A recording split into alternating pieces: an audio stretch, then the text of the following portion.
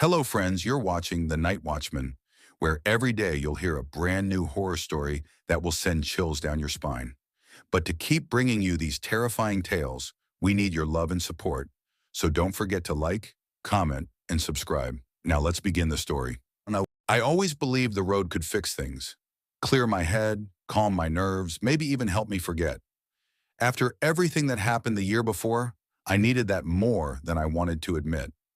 My name is Rachel Whitmore. I'm 29, and back in the summer of 2019, my marriage wasn't exactly falling apart, but it wasn't steady either. My husband Derek and I had been through a rough year, my miscarriage, his late hours at the auto shop, the constant distance that built between us like fog. We still loved each other, but the silence in our home felt heavier than words. So when Derek suggested a week-long road trip, just you and me, Rach, I agreed. I hoped maybe the open highway between Missouri and California would give us space to talk again. That morning, we left a rundown motel in Maple Falls, Kansas, before sunrise. The lobby smelled like stale cigarettes and mop water. The front desk clerk, a gray-haired man reading a newspaper, barely glanced up when we handed him the room key. As soon as we got into the car, Derek rubbed his eyes. "God, I need coffee," he muttered. I smirked. "You always need coffee." "And you always say that," he shot back, finally smiling. It was the first real smile I'd seen on him in days. We drove about 10 minutes before the glowing McDonald's sign appeared through the thin morning fog. "There we go," I said. "Breakfast of champions." He laughed. "Or disasters." The parking lot had more cars than I expected for a town so small. A couple of semis, a dusty minivan, a beat-up red truck, and a few locals. The sun was barely up, giving everything a pale blue tint. "I'll get the food," I said, already opening my door. "You pick a playlist." "Deal." The moment I stepped inside, warm air and the smell of hash browns, syrup, and burnt coffee hit me. Kids were fussing at a table. Someone's phone was ringing nonstop, and fryers beeped from the back. The kind of chaotic morning noise you don't really notice until something feels off. I didn't know what that off was yet. I got in line behind an older couple arguing about a coupon. The cashier, a sweaty teen with braces, looked like he hadn't slept all week. "Next," he called. "2 bacon egg McMuffins, 2 hash browns, 2 coffees," I said. He tapped the screen without looking at me. 5 minutes. I stepped aside toward the pickup counter, scrolling my phone. And that's when I noticed him. A tall man, maybe early 50s. Pale. Too pale. Wearing a brown jacket that looked like it hadn't been washed in months. His hair hung in greasy strands. His left pant leg was torn. He stood near the front window, but he wasn't looking outside. He was looking at me, not glancing, staring, like he was trying to memorize my face. His eyes were sunken, cold, almost glossy. At first, I thought maybe he was homeless or mentally unwell. I've worked in healthcare. I know the look, but his expression made my skin crawl. No blink, no shift, no embarrassment, just watching. I looked away quickly, pretending to text Derek. After a few seconds, I glanced back. He tilted his head, slowly, like a curious dog. And then he smiled. But the smile was wrong. A stretched, too wide grin, like someone forcing their cheeks upward without actually feeling anything. My throat tightened. I looked down again, pretending to be busy on my phone. "Order 384, someone called. Not mine. When I looked back, I nearly dropped my phone. He had moved. He wasn't by the window anymore. He was standing closer, maybe 15 feet away, pretending to look at a poster of a McChicken like he suddenly cared about it. He wasn't even trying to hide that he'd moved closer. My pulse quickened. I wanted to back up, but my feet wouldn't obey. The restaurant felt hotter suddenly. "Order 389. My number. Thank God. I grabbed the bag, balanced the coffees, and walked out so fast I didn't dare look back. When I slipped into the car, Derek looked up from his phone. "You okay? You look like you saw a ghost." "There was a weird guy inside," I said. He kept staring at me, like, really staring. He frowned. "You want me to go in there?" "No, it's fine. Let's just go." We pulled out of the lot. My hands were still trembling, so I kept my eyes on the road behind us until the McDonald's disappeared. Hours passed. The day warmed up. We crossed into Colorado. We laughed. We argued about music. We stopped at a scenic overlook. It almost felt normal again. But I couldn't shake the image of that man. The way he stared, the way he smiled, the way he moved closer without blinking. By late afternoon, clouds were rolling in. We decided to stop for the night in a small town called Redstone Creek. One gas station, one diner, one motel. The motel sign flickered. Silver Birch Lodge, vacancy. Inside the lobby, an elderly woman watched a tiny TV. "Room 8, she said. $90. No smoking, no pets." We parked outside the room. Derek yawned. "I'm showering and crashing." I nodded, but something tugged at me. A weird heaviness, a prickle at the back of my neck. I walked to the window and pushed the curtain aside. The lot was mostly empty, except for a white cargo van parked across from us. Not uncommon, but something about it made my chest tighten. Then I saw movement on the far end of the lot, by the vending machines. A man walking slowly, too slowly, like each step was deliberate. My breath caught. The brown jacket, the greasy hair, the pale face. It was him. "Derek," I choked out. "Derek, come here." He rushed to the window. His eyes widened. "You're kidding me." "I told you," I whispered, knees going weak. "I told you something was wrong with him." "But how? How the hell did he get here?" Derek muttered. "We drove hundreds of miles." I shook my head, tears prickling my eyes. "I don't know." At that moment, the man turned slowly and looked directly at our window, and then the grin spread across his face, wider, deeper, almost proud. Derek backed up. "We're calling the police." But when he reached for his phone, the man suddenly stepped out of sight behind the vending machines. "I want to leave," I whispered. "In the dark?" "No," Derek said. "We're staying inside. Lock the door." We double-locked it. I checked the windows twice. Derek sat on the edge of the bed, jaw tight. "Maybe he's a drifter. Maybe he followed us for money." "He didn't look like he wanted money." Derek didn't answer. We left the lights on and let the TV play quietly. Hours crawled by. The storm outside grew louder, wind rattling the thin windows, thunder rolling in the distance. Around 2:14 a.m., a sound cut through the room. Knock, knock, knock. Slow, hard, deliberate. My whole body locked up. Derek whispered, "Stay behind me." He walked toward the door and looked through the peephole. Then he staggered back like he'd been punched. "It's him," he said, voice cracking. "Rachel, it's him." I covered my mouth with my hands to stop from screaming. The knocking came again, slower this time. "Knock, knock, knock." "Go away," Derek yelled. Silence then. A soft scraping sound ran across the bottom of the door, like fingers dragging along the metal threshold. I felt sick. Derek whispered, "Call the cops." I dialed 911 with shaky hands. 911. "What's your emergency?" "There's a man outside our motel door," I whispered. "He followed us from another state. He's trying to get in. Please, please send someone." Before the operator could respond, Derek grabbed my arm. "He's moving," he whispered. Footsteps. Slow, dragging footsteps moving past our door, heading toward the parking lot. "Officers are on the way," the dispatcher said. "Stay inside, lock the door." We stayed frozen until headlights flashed across the curtains. 2 squad cars pulled into the lot. Officers swept the area, the vending machines, the lot behind the motel. Nothing. The van was empty, and the man was gone. One officer took our statements.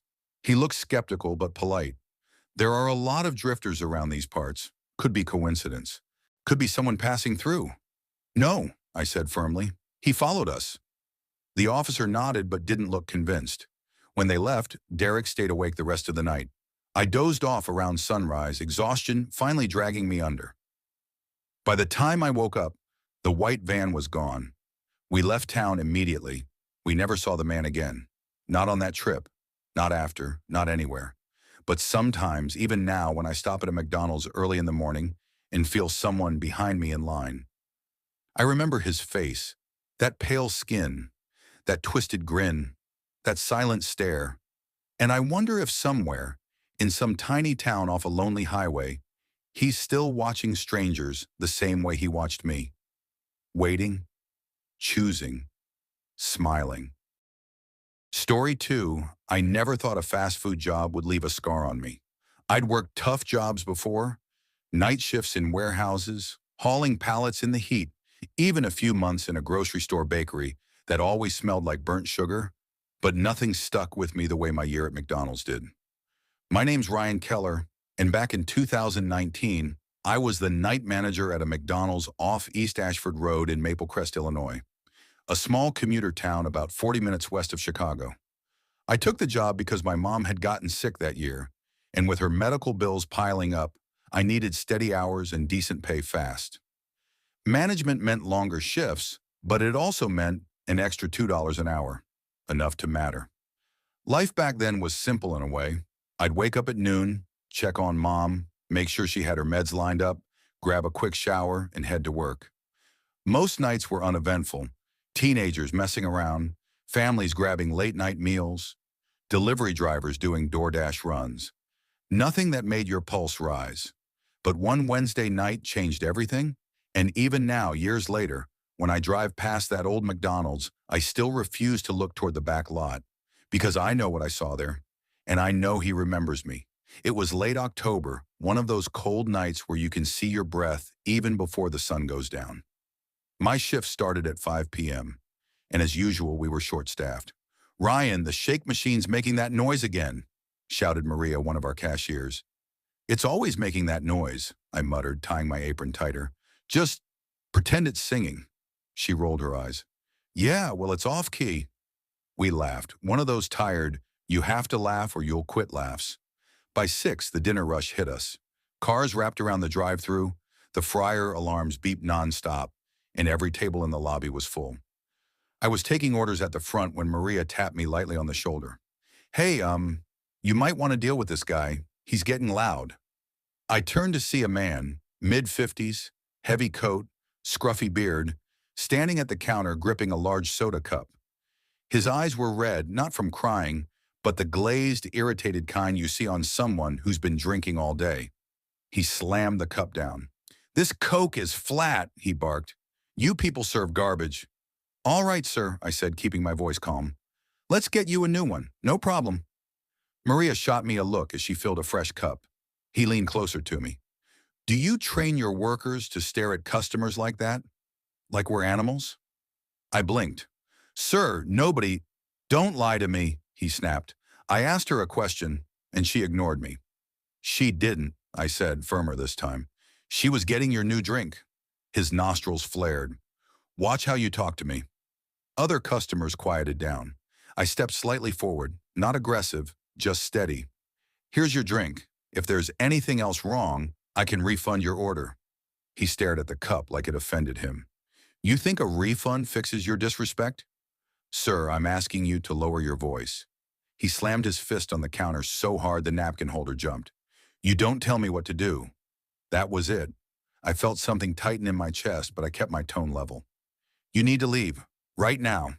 His eyes narrowed. He didn't yell. He didn't even look mad. He just whispered, "You're making a mistake." Then he turned and walked out, just like that. Maria exhaled, shaking. "Ryan, he gave me the creeps. He's gone. It's fine." I was wrong. By 9:30, the rush died, and the store finally felt breathable.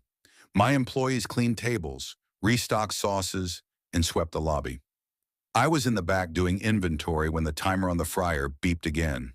Same old sound, same old smells. That mix of salt, grease, and hot plastic you never fully get out of your clothes. But something felt off, a heaviness in the air, like the store itself was holding its breath.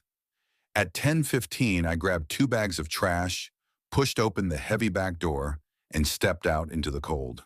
The back lot was dim, only one of the 3 light poles working. The dumpsters sat near the fence line, the shadows behind them thick and unmoving. I tossed the bags, wiped my hands, and turned, and froze. Someone stood near the far corner of the lot, not moving, just watching. My heart punched my ribs. The faint light caught the shape of his coat. The same man. The soda guy. He took a slow step forward. I didn't say anything. I didn't even breathe. I just shoved the door open and slipped inside, letting it slam behind me. Maria was wiping a table near the drive-thru window. She saw my face instantly. What happened? He's out there, I whispered. The guy from earlier. He's standing by the dumpsters. Maria's face drained. Are you serious? I checked the exterior camera feed. The grainy black and white image showed him pacing along the fence. What the hell does he want? Maria whispered. No idea. But I knew one thing. He hadn't just come back. He'd been waiting. At 10:30, we heard it. Bang, metal slamming. I hurried to the back door and looked through the little rectangular window. He was ripping open trash bags, throwing food waste all over the pavement, talking to himself, angry, animated. I swallowed, pushed open the door a crack, and spoke loudly but steady. Sir, you need to leave the property. He turned, his eyes fixed on me, cold, flat, focused. You embarrassed me, he said quietly, in front of everyone. You can't be back here. I'm calling the police. He smiled, wide, unnatural. You already did. I shut the door, locked it, dialed 911. 911, what's your emergency?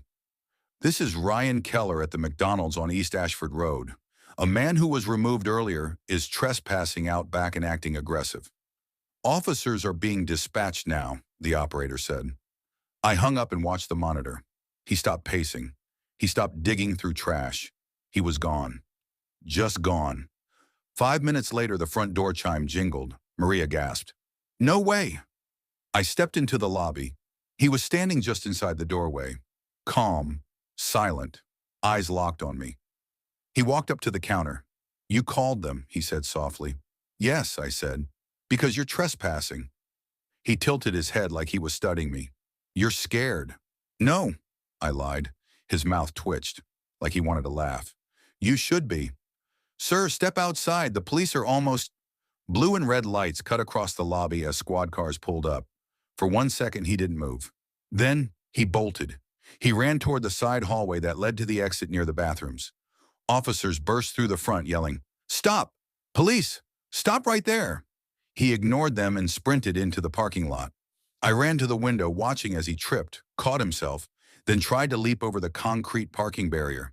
They tackled him near the far dumpster. When they searched him, I saw one of the officers freeze. Something silver glinted in his hand. A knife. Long, serrated, dirty. An officer approached me a few minutes later. You did the right thing calling us, he said. He had that knife in his coat and a lot of meth. My legs felt faint. He waited out there, I whispered. A long time. The officer nodded slowly. Drugged men don't forget embarrassment. They obsess over it. Something about that word, obsess, made me feel sick. We closed early. Everyone went home shaken. I didn't even bother with dinner. When I got home to check on Mom, I moved through the house like a ghost. She noticed instantly. Ryan, baby, what happened? I sat on the edge of her bed and told her everything. She squeezed my hand and whispered, Some people carry storms inside them. You met one tonight. But her words didn't comfort me, because I kept thinking about his face. Not when he yelled, not when he got tackled, but when he stood in front of me, waiting, silent. He looked like a man imagining something only he understood. 2 months later, I quit McDonald's and took a warehouse job instead. Better pay, fewer drunk customers, less eye contact with strangers. But even now, when I drive through Maple Crest to visit old friends, I can't help it. My eyes flick toward that back lot, toward the dumpsters. And every time I remember the way he stood there earlier that night, perfectly still, perfectly patient, perfectly focused on one thing, me. Years have passed, but some faces don't leave you. And his is burned into my memory like grease into a uniform. Something tells me if I worked another shift there today, he'd still be waiting, even if he couldn't. Story 3. I've never been great with routines. Pretty much my whole adult life has been a slow rotation of job changes, night shifts, and half-finished goals. But for the last year, things had finally settled a little. I moved into a tiny one-bedroom apartment on Hawthorne Drive in Clearbend, Illinois. a quiet city about an hour from Chicago.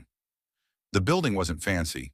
Peeling paint, sticky hallway floors, neighbors who slammed doors at all hours. But it was cheap, and after years of bouncing around, cheap felt like peace. I work as a remote proofreader. Most people think that means I relax in sweatpants all day. They don't see the 2 a.m. deadlines, the clients who want a 30-page document revised in 3 hours, or the endless glowing of a laptop screen until your eyelids burn. But the worst part is the hunger. I always forget to eat until it's way past dinner time. And the only saving grace of Hawthorne Drive is the 24-hour McDonald's right across the street. I don't know how many nights that place kept me alive with a McChicken and a large Coke. The staff even knew me by sight. That's why what happened on March 11th still shakes me. Because for the first time, something as stupidly innocent as a burger run made me rethink going outside after dark ever again. I had just finished editing a real estate contract for a client in New York. My eyes were burning, my stomach hollow. The clock on my screen said 12:47 a.m. Damn it, I muttered, rubbing my temples. I need food. I tossed on my gray hoodie, pulled up the zipper, and slid into my sneakers. The hallway smelled like old coffee and carpet mold. A couple on the second floor was arguing again, their voices muffled but sharp. Outside, the air was cool and damp. Rain had been falling on and off all evening, leaving the streets soaked and shiny. The McDonald's sign buzzed loudly, its golden arches reflected in the puddles like some neon crown. Cars were rare at that hour, just the hiss of tires on wet asphalt and the occasional distant siren. I jogged across the street, hood pulled over my head. Inside, the place was nearly empty. Just two teenage boys arguing over dipping sauces and an older woman wiping down the counter. "Hey there," she said tiredly. Her name tag read Sarah. "Hey," I replied. "Just a McChicken meal. Coke." "Rough night?" she asked while punching in my order. "Deadlines," I sighed. She gave a sympathetic nod. "I hear that." 5 minutes later, she handed me the bag. "Careful out there," she said. "It's quiet tonight." Her words didn't mean anything at the time. They should have. When I stepped back outside, the rain had slowed to a drizzle. My apartment building stood across the street, washed in the glow of a flickering streetlight. And right there, under that flicker, stood a girl. She couldn't have been more than 20.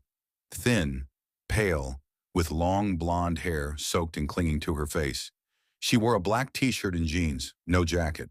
Her arms were wrapped around herself. I almost walked past her, but her voice made me stop. "Excuse me," she called. "Can you help me?" Her voice cracked halfway through the sentence. I turned. What's wrong? Are you okay?" She swallowed hard. "I live in your building. I lost my key card. I've been waiting out here almost an hour. Can you let me in?" I looked her over again. She was shivering violently. "You live here? Which apartment?" "2B, she said quickly. Too quickly. That was odd. I knew 2B. An older guy named Leonard lived there. He'd lived there since before I moved in. Unless he suddenly moved out, something wasn't adding up. "You're in 2B? I asked slowly. She nodded. "Please, I'm freezing." Her voice quivered. Her eyes looked glassy, desperate. Maybe she was telling the truth. Maybe Leonard moved out and I missed it. I hesitated, then guilt punched me square in the chest. She looked miserable.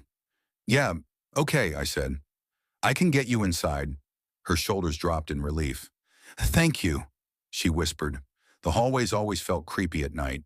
Dim, buzzing lights, a faint smell of cigarettes, doors that creaked from humidity. I swiped my key card and pushed the door open. She stepped in behind me, dripping water on the floor. "Do you need to call someone?" I asked as we walked. "No," she whispered.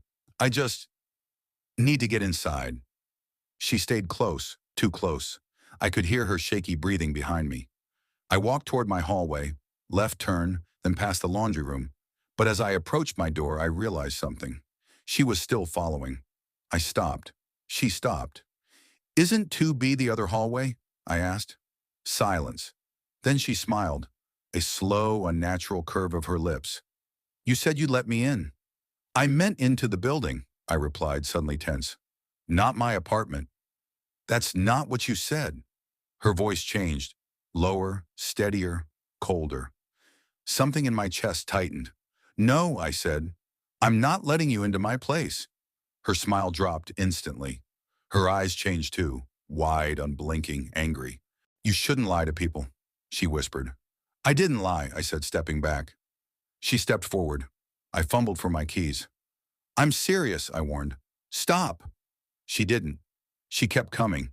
I shoved my key into the lock, swung the door open, slipped inside and slammed it shut. I locked it. Deadbolt, chain, everything. My hands were shaking. Through the door, I could hear her breathing, soft, steady, right on the other side. Then, "Knock, let me in," she whispered. "No," I yelled. "Go away." A long silence followed. I thought she'd left.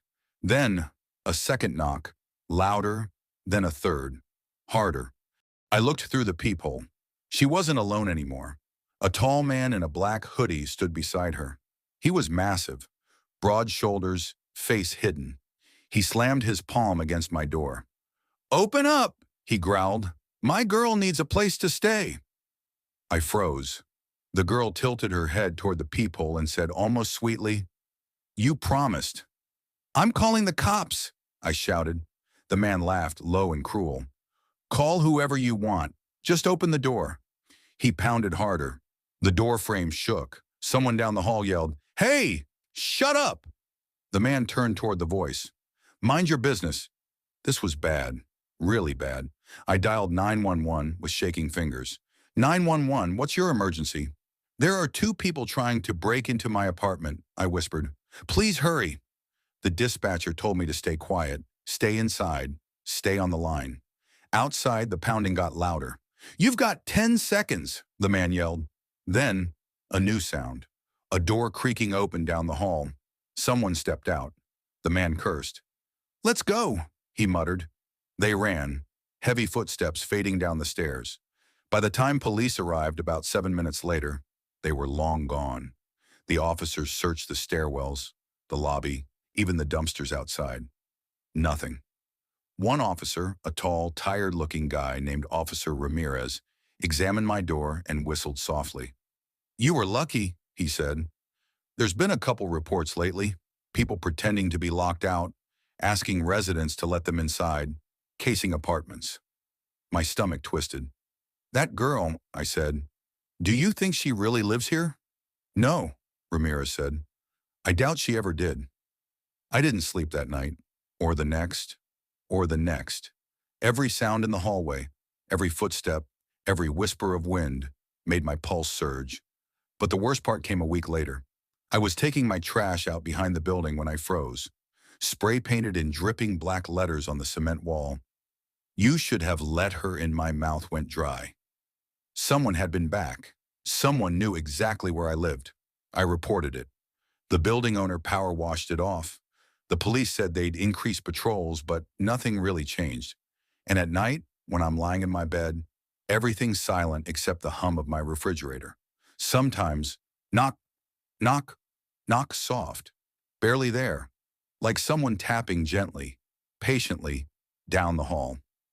Not on my door, not anymore. Just close enough that I can hear it. Just close enough to remind me of her voice under the flickering light. "Let me in, just for tonight." Or Story 4. I remember the way the fluorescent lights inside the McDonald's always made my eyes sting after a long shift. That's actually one of the first things that comes back when I think about what happened. Those buzzing, almost flickering lights that made every surface look a little too yellow, a little too tired. I was 19 back then, living in a one-bedroom apartment with my mom above a hair salon in Ridgeview, Colorado, a small, wind-blown town you'd miss if you blinked on Highway 74. Back then, life wasn't complicated. I took classes at Ridgeview Community College during mornings, worked evenings at the McDonald's off the highway, slept a few hours, and did the same thing the next day.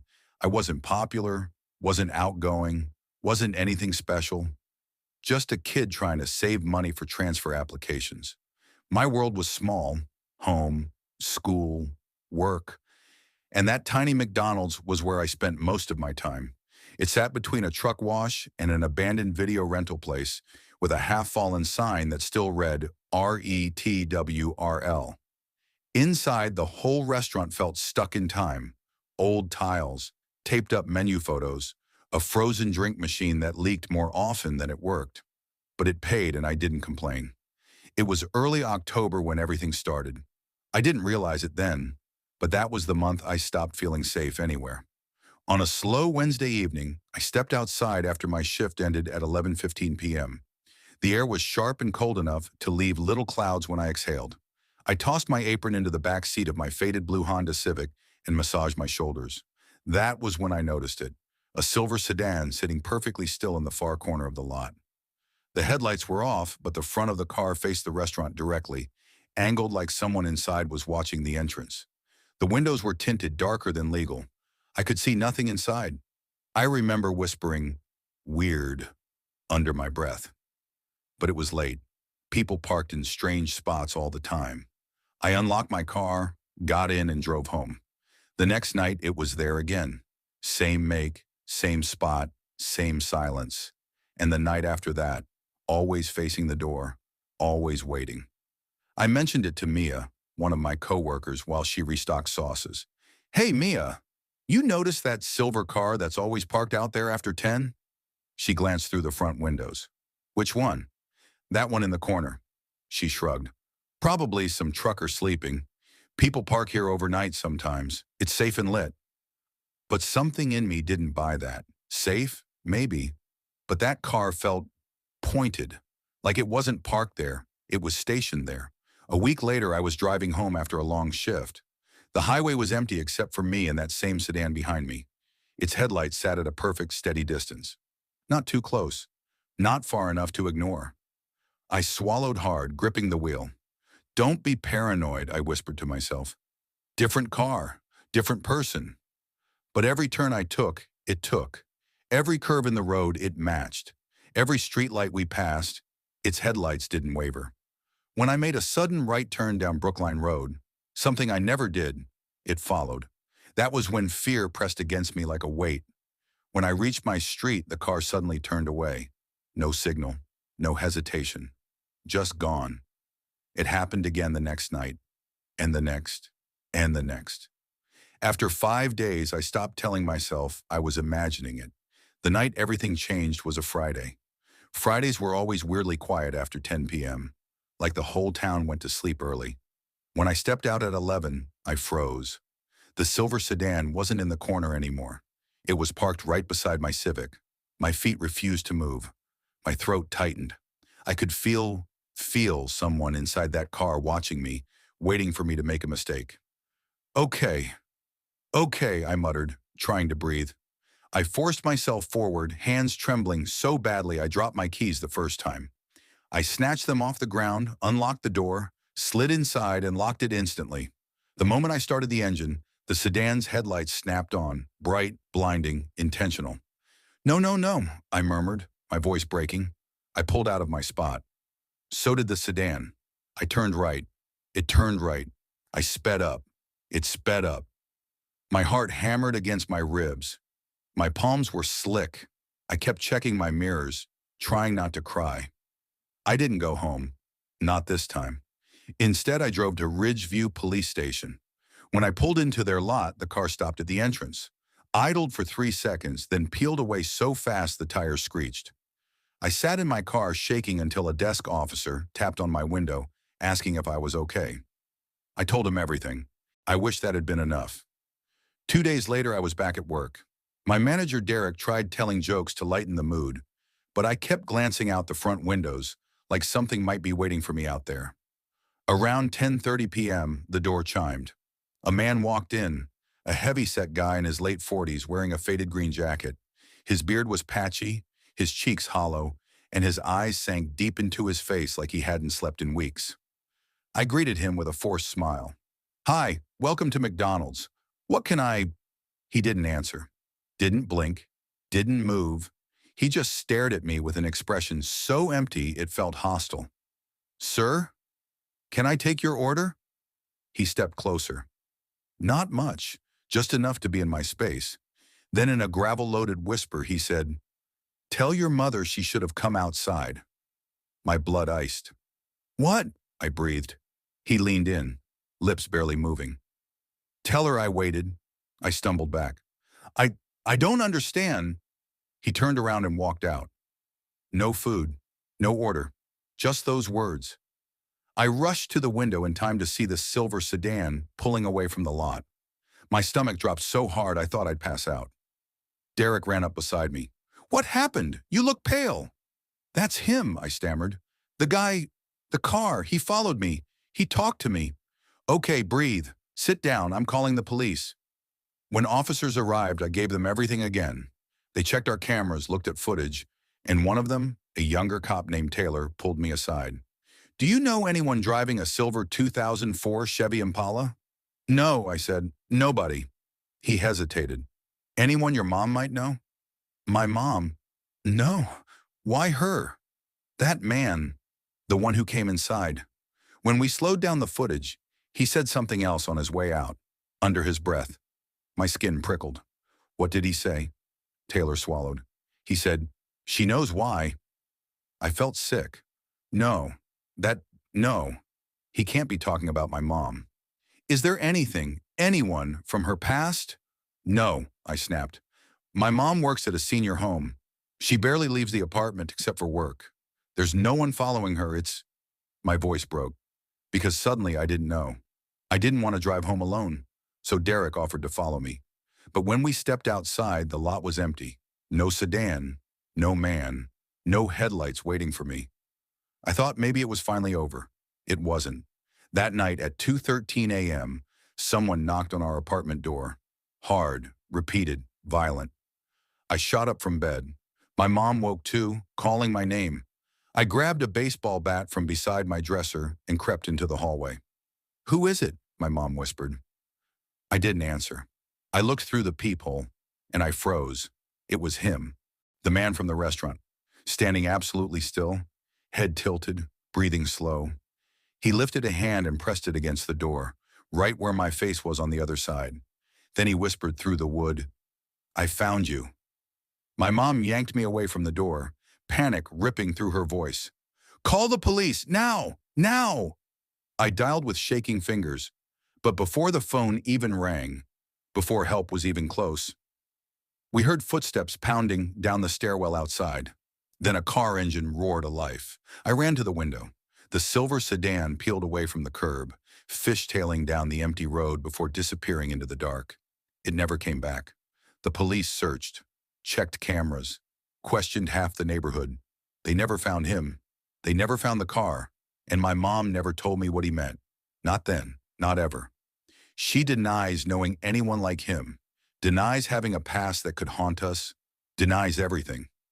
But some nights I catch her staring out the window like she's waiting for something to return, and I don't ask, because I'm afraid of the answer. Now I'm older, living 3 states away, working a job that has nothing to do with late-night shifts or parking lots or greasy fluorescent lights. But every time I pull into a McDonald's, I check the corners first, because for months, someone watched me without blinking. And for one night, he found his way right to my door. Story 5. I always tell people that childhood memories fade like old photographs.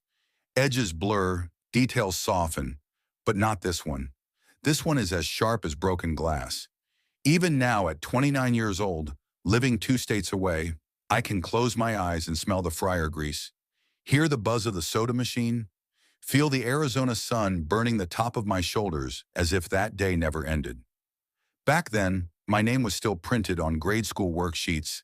Ethan Warren, age 8, living with my dad and my little sister in a small town called Mesa Ridge, Arizona. A dusty suburb outside Flagstaff that barely had a grocery store, much less excitement. But we had a McDonald's, and to me and my sister Mia, that was enough. Saturdays were our thing. Dad worked 6 days a week at a repair shop off Canyon Road. Long hours, low pay, constant stress. But Saturdays, those were sacred. He used to say, if I can give you 2 a good Saturday, maybe I'm doing something right. So we'd pile into his old blue SUV, the one with the broken passenger window motor, and we'd go eat lunch at McDonald's. Not because we loved burgers more than anything, but because Dad could afford it, and we could pretend, for an hour, that life wasn't as hard as it actually was. that Saturday started like all the others. Warm breeze, clear sky, radio crackling because the antenna was half snapped off. Dad drummed his fingers on the steering wheel. "All right, team," he said, glancing at me and Mia in the back seat. "No fights, no whining, and yes, you both get chocolate milk. End of discussion." Mia grinned and kicked her shoes together. "Ethan always steals mine anyway." "I do not," I muttered, elbowing her. Dad gave a tired smile, the kind parents wear when they're trying harder than they admit. The lines under his eyes didn't match his age. He was only 34 but looked older, stressed, worn down, stretched thin. I didn't understand then how much he carried. Now I do. When we pulled into the McDonald's on Ridgeview Boulevard, the parking lot was only half full. The sun baked the asphalt, making heat waves dance above the painted lines. Dad parked crooked on purpose. He always said he hated squeezing between other cars. And we all climbed out. The second the doors opened, that familiar wave hit us. Warm fryer grease, ketchup, the sweet smell of buns steaming in metal trays. Kids were laughing near the play place. A baby was screaming somewhere near the soda machine. And two employees were arguing quietly behind the counter about who forgot to refill the nuggets. It felt safe. It felt normal. We ordered the usual. 2 Happy Meals, 1 quarter-pounder for Dad, and carried our trays outside because Dad liked the fresh air. The patio had only one other family on the far end, so we had space. Dad's phone buzzed while we were unwrapping our food. He groaned. "Give me 1 minute. It's the shop." "Take 2, Mia said, already stealing fries off my tray. Dad walked a few steps away, leaning on the railing while he talked, his voice low and frustrated. Me and Mia ate, joked, bumped elbows, tossed napkin balls at each other. It felt like any other Saturday. It felt safe. It felt warm, until the toy rolled away. It started as a silly game. Mia and I bouncing our small Happy Meal toy, a plastic yellow capsule with a smiley face on it. But one bounce hit wrong, and the toy shot off the table, rolled across the patio, under the railing, and into the parking lot. Before Dad could turn around, I hopped down after it. "I'll grab it," I called over my shoulder.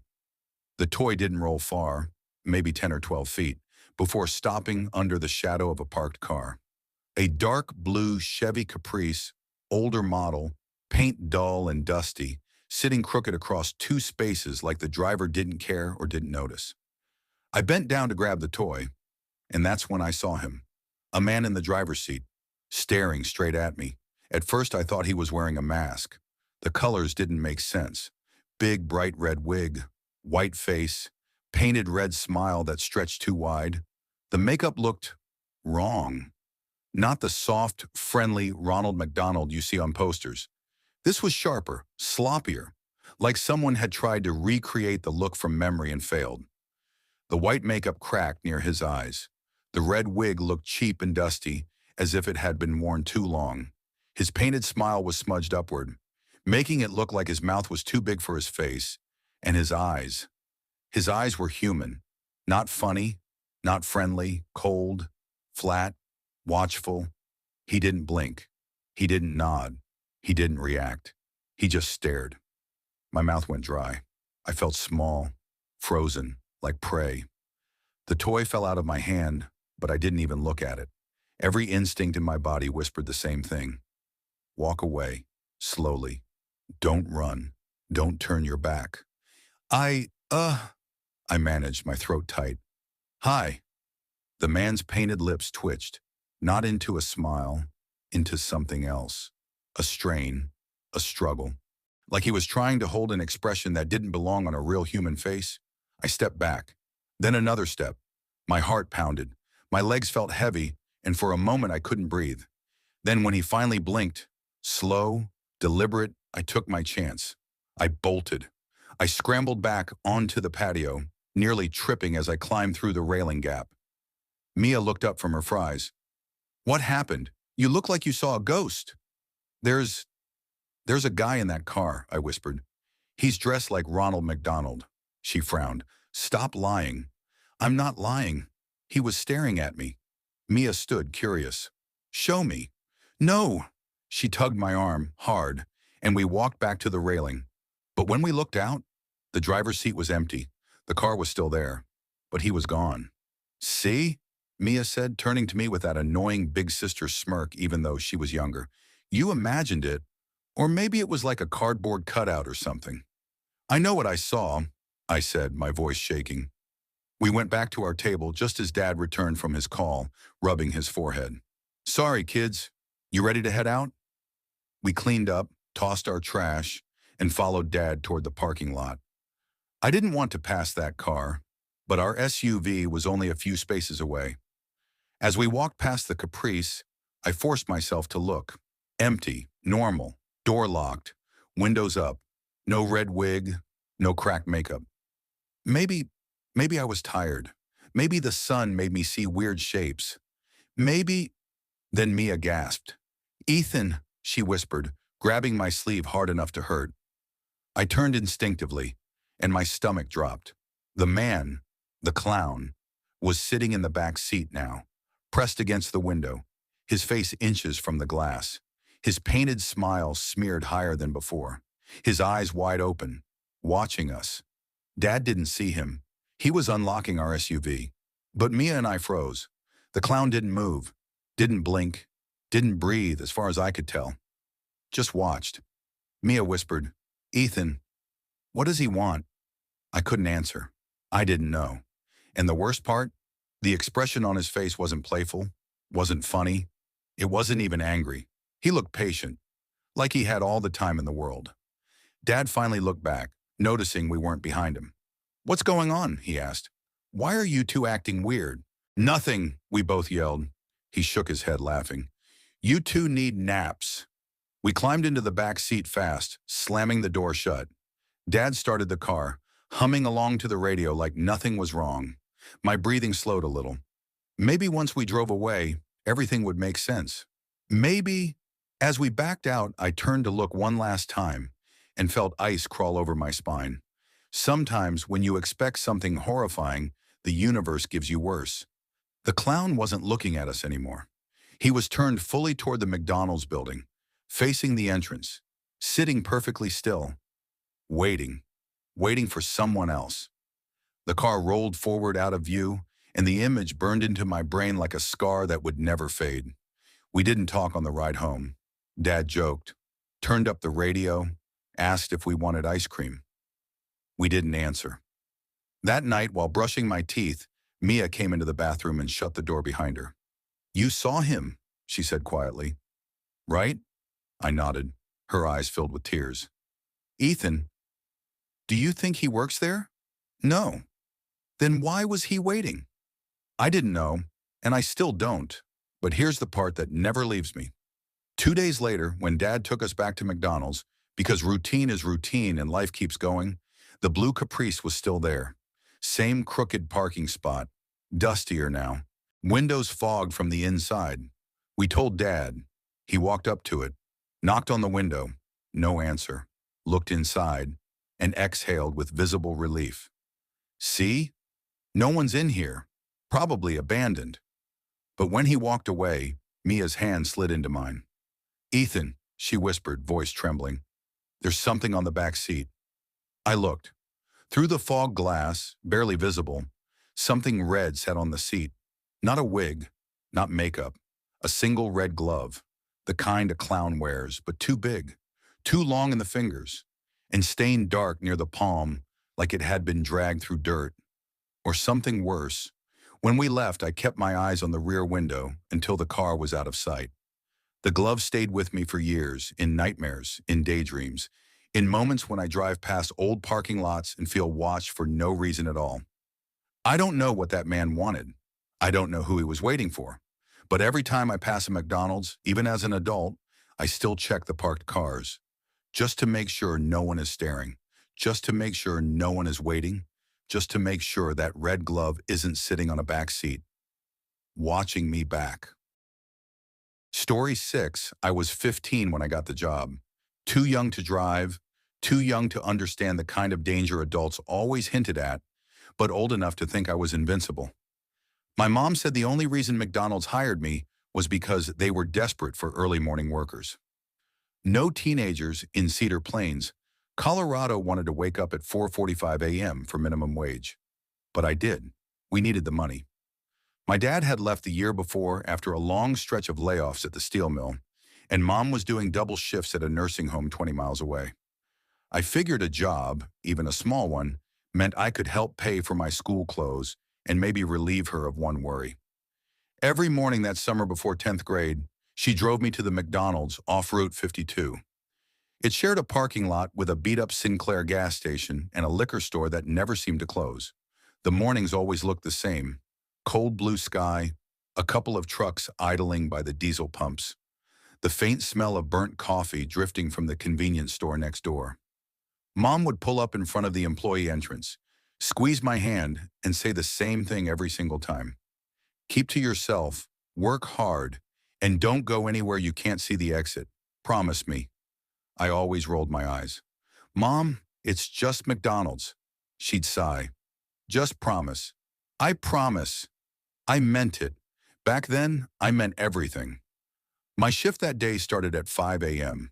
It was late August, a week before school restarted. The air had that crisp bite that told you fall wasn't far away. Inside the store were the same people as usual. Carlos, the assistant manager. Early 30s, big mustache. The kind of person who could go from joking to stressed in one breath. Deb, the opener, a 50-something woman who'd worked there since before I was born. She always smelled like dryer sheets and smoked Marlboro Lights on her breaks. And me, Evan Keller, the kid who no one thought would last more than 2 weeks. The store was silent at that hour except for the hum of the refrigerators and the clatter of trays. Deb brewed the first pot of coffee while Carlos counted the registers. I was wiping the tables near the windows when the automatic doors slid open. At first, I thought it was just another trucker. We saw dozens of them every morning. But when I looked up, I felt something in my stomach turn. Just slightly, just enough to notice. A man stepped in. Tall, maybe 6'3", thin, but not in a weak way. More like someone whose bones were too long for his frame. He wore a brown canvas jacket that looked stained from old oil, and his hair was a messy black tangle. What startled me were his eyes. They were so pale they looked almost white. He didn't order anything, didn't look at the menu, didn't say a single word. He glanced around the lobby slowly, like he was memorizing something. Then he walked past the counter toward the hallway that led to the restrooms and the maintenance room. I didn't think much of it. People use the restrooms all the time without ordering. Nothing weird. But I noticed Carlos watching him too, brows pulled together. "You see that?" I whispered. Carlos shrugged. "People are weird at 5 in the morning, kid." About 5 minutes later, the man reappeared. He stood at the counter where I was restocking napkins. His voice was soft, almost gentle. "Hey, sorry to bother you." I forced a smile. "No worries. What can I get you?" He shook his head. "Nothing. Just wanted to let you know, water's leaking in the hallway back there. I think something broke." The way he said it, quiet, hesitant, felt off. Not nervous, practiced. "Leaking?" I repeated. "Yeah," he said. "Pretty bad. You might want to check before someone slips." He gave me a small smile, flat, emotionless, and pointed toward the hallway. "Right back there," he said. "You'll see it." Before I could respond, he turned and walked back toward the restroom hallway again, but not inside. He stopped just short of the restroom door and stood with his back slightly toward me, like he was waiting. Something inside me tightened. I don't know why. Maybe it was instinct. Maybe it was my mom's voice echoing in my head. "Don't go anywhere you can't see the exit." "Carlos," I said quickly. He looked up from the register. "What's up, kid?"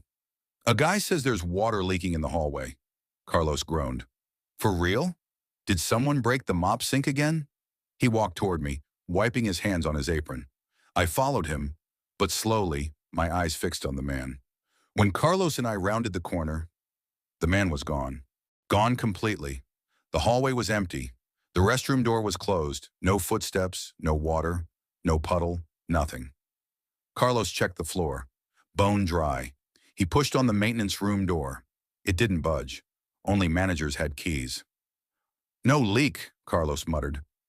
"Where'd he go?" I swallowed. He was right here. You sure you heard him right? Yes, I whispered. Carlos shook his head. Probably someone drifting through. Happens. He walked back to the front. I didn't move. Something about that hallway felt wrong. Too still, too quiet. The rest of the morning dragged on. Customers came in, the sun rose, the fryers hissed, and my unease slowly faded. Deb teased me about being the jumpy kid. Carlos cracked jokes about ghost plumbers. By 7 a.m., I had almost convinced myself I overreacted. Then I went into the supply hallway to grab more lids. The hallway runs behind the counter, connecting the drink station to the back freezer. Halfway down, on the left, is the door to the maintenance room, where the store kept random equipment, cleaning chemicals, a water heater, and old spare parts. Employees weren't supposed to go in there, only managers. But when I reached the halfway point, I stopped dead. The maintenance room door was slightly open, just an inch, just enough for someone to slip inside or peek out. My stomach dropped. I looked around, no employees nearby. Carlos was helping a customer. Deb was at the fryer. I didn't touch the door, didn't breathe. I just whispered, "Carlos." He turned the corner. "What's wrong now?" He froze when he saw the door. "Did you open that?" I shook my head. "You sure?" "I'm sure." He approached it slowly, grabbed the handle, and yanked the door wide open. The lights were off. The room was silent. He flipped the switch. The overhead bulb flickered on. No one inside. But something was wrong. Something small. Something you only noticed if you stood exactly where I stood. A trail of dusty footprints across the concrete floor. Footprints leading from the door to the corner behind the water heater. And then stopping. Not returning. Not leaving. Just ending. Carlos frowned. "Maybe a delivery guy was in here." "No deliveries today," I whispered. He exhaled slowly, shut the door, locked it twice, and muttered, "If it opens again, you tell me immediately." I nodded, but deep down, I knew what he didn't want to say out loud. The man who lied about the water had been hiding somewhere he wasn't supposed to be. The breakfast rush hit hard. 24 people crowded the counter. Coffee spilled. Kids screamed. Fries crackled. I was trying to keep up when a chill crawled up my spine, cold and sharp, like someone ran an icicle down my back. I turned slowly. The tall man in the brown jacket was standing in the lobby again. He wasn't ordering, wasn't talking, wasn't blinking. He stood near the exit, hands in his pockets, watching me. His pale eyes didn't move. Not once. I whispered, "Carlos." He didn't hear me. The noise was too loud. The man tilted his head slightly, as if studying the way I grabbed fries or how I moved behind the counter. He wasn't looking at anyone else, just me. After a few seconds, he turned and walked toward the hallway again. I dropped the tray in my hands. "I need to get Carlos," I mumbled to myself. When I finally got his attention, the man was already out of sight. Carlos followed me to the hallway, but again, no one. Just emptiness. We checked the restrooms. Nothing. The maintenance room door was still locked. No footprints this time. Carlos rubbed his face. "Kid, if this guy's messing with you, I want to know." I nodded wordlessly, but I wasn't sure he was messing with me. I wasn't even sure he was real. It was around 9:15 when 2 local sheriff deputies walked in. They looked tired, like they hadn't slept. Carlos greeted them. "Hey guys, what's up? Breakfast?" The older deputy shook his head. "We're checking places along Route 52. Got reports of a man trespassing in early open businesses. Tall guy, mid-40s, dark hair, thin. Doesn't talk much." My throat tightened. "Has he been here?" the deputy asked. Carlos glanced at me. I forced myself to speak. Yes, this morning." The deputy pulled out a notepad. "Describe him." I did. Every detail. The jacket, the hair, the pale washed-out eyes. The younger deputy's expression darkened. "That matches," he said quietly. "Matches what?" Carlos asked. The older deputy hesitated, then said, "Last week, man fitting that description was spotted trying to lure a teenage employee into a storage room at a diner in Mason County. Same pattern. Claimed a pipe burst. Claimed something needed to be checked. Employee felt uneasy and backed out. When the manager went to check, man had vanished." My blood ran cold. "He didn't hurt anyone," I whispered.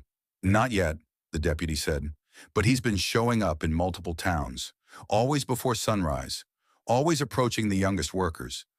I felt myself sway. Carlos steadied me. The deputy continued, "If he comes back, don't approach. Call us immediately. Lock the doors if possible." They took my statement, then they left. I didn't work another morning shift for 2 weeks. Mom wouldn't let me. When I finally returned, things felt normal again. Boring even. I convinced myself I'd been paranoid. Maybe he was homeless. Maybe he was confused.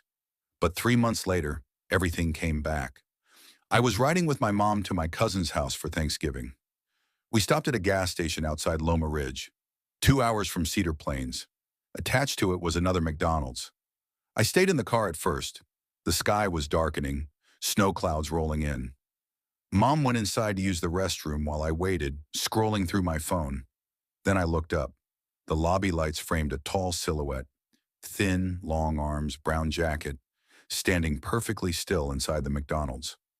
My breath hitched. He turned his head toward the parking lot, toward me, those pale eyes reflecting the lights. He didn't smile, didn't move, just watched. Mom opened the car door, startling me. "Everything okay?" she asked.